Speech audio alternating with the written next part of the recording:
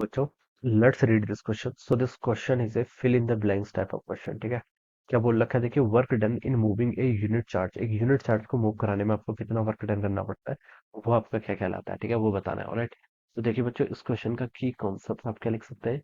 The key concept of this question is work done in moving a unit charge. ये आपको बताना है. Alright.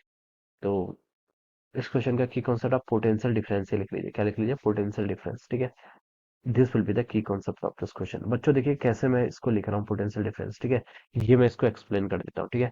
अब देखिए बच्चों, वर्क डन देखिए, अगर आपके दो पॉइंट्स है. ठीक है. This is point A and this one is point B. अगर कोई चार्ज पार्टिकल आपका बी पॉइंट से ए पॉइंट की तरफ अगर हम इसको लेके आते हैं. ठीक है. तो देखिए हम इसको यहाँ पर लेके आ रहे हैं. ऑलराइट. तो देखिए जो आपका वर्क डन होता है, देखिए जो हम इसको लेके आ रहे हैं, हम देखिए ए और बी के बीच में आपका क्या लगेगा. यहाँ पर हम बता सकते हैं एक आपका फोर्स लगेगा इस डायरेक्शन में. तो हम इस फोर्स के अपोजिट डायरेक्शन में इसको लेके आ रहे हैं. यहाँ पर आपको मान लीजिए कि पॉजिटिव चार्ज है, प्लस क्यू चार्ज. ठीक है. इसके कारण इलेक्ट्रिक फील्ड की डायरेक्शन क्या होगी? ऐसे होगी. इस चार्ज पार्टिकल को हम इलेक्ट्रोस्टैटिक फोर्स के अपोजिट लेके आ रहे हैं. तो देखिए अगर हम किसी भी कंजर्वेटिव फोर्स के अगेंस्ट कोई भी वर्क करते हैं, इलेक्ट्रिक फोर्स आपका कंजर्वेटिव फोर्स है. ठीक है. तो कोई भी वर्क डन होता है कंजर्वेटिव फोर्स का अगेंस्ट, तो वो उसकी क्या पोटेंशियल एनर्जी के फॉर्म में क्या होता है? स्टोर होता है. और यहाँ पर हम इलेक्ट्रिक फोर्स के अपोज वर्क कर रहे हैं, तो आपका इलेक्ट्रोस्टैटिक पोटेंशियल एनर्जी के फॉर्म में क्या होगा? आपका स्टोर्ड होगा वर्क. ठीक है.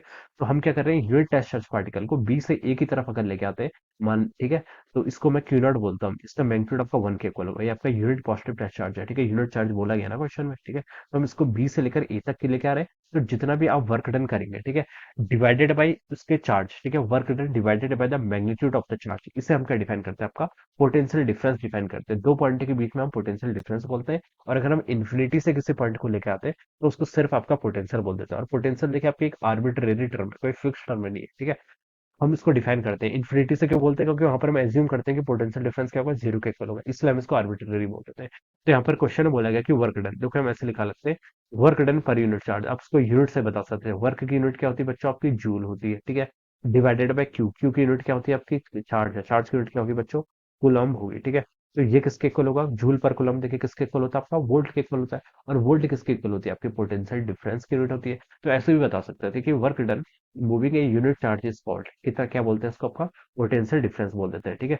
इसको देखिए, इस पोटेंशियल डिफरेंस, इस स्टेटमेंट को थोड़ा और एक्यूरेट कर सकते थे ऐसा बोल के कि work done in moving a unit charge in moving from one point two another point. तो वो आपका एग्जैक्ट पोटेंशियल डिफरेंस हो जाता है. ठीक है. अब पोटेंशियल क्या होता है? अगर इन्फिनिटी से किसी चार्ज की तरफ हम लेके आ रहे हैं. ठीक है.